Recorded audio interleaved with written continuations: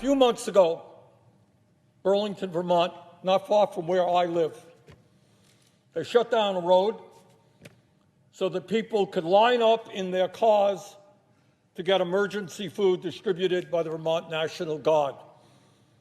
Hundreds and hundreds of people in Burlington, and true all over the state of Vermont. And by the way, Vermont probably is in better shape than most states in this country.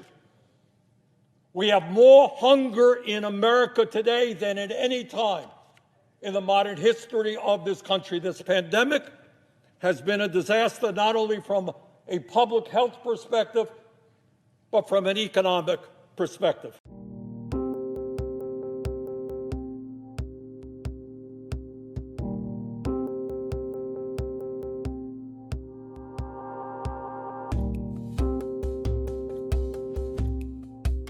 Public opinion polling that I'm seeing about passing COVID relief and a new stimulus plan shows that a vast majority of Americans, Republicans and Democrats alike, support passing a relief bill and really want to see Congress taking action.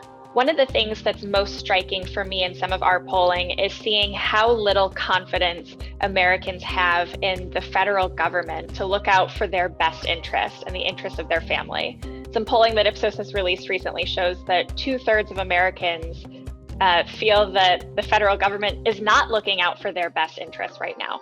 So what that tells me, coupled with broad support for COVID relief and for another stimulus package, is Americans of both parties, of all ages, of all areas of the country, really want to see Congress take action quickly. It's important to remember that according to the latest stats, we have nearly 20 million Americans who are using unemployment insurance benefits right now.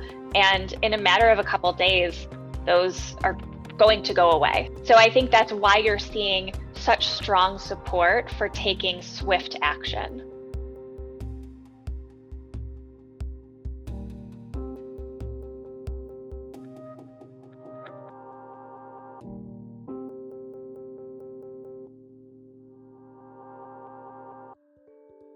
Well, I think a stimulus package is sort of the end goal, what's going to garner the most support among the American public. We know that a vast majority of Americans received and used their stimulus checks.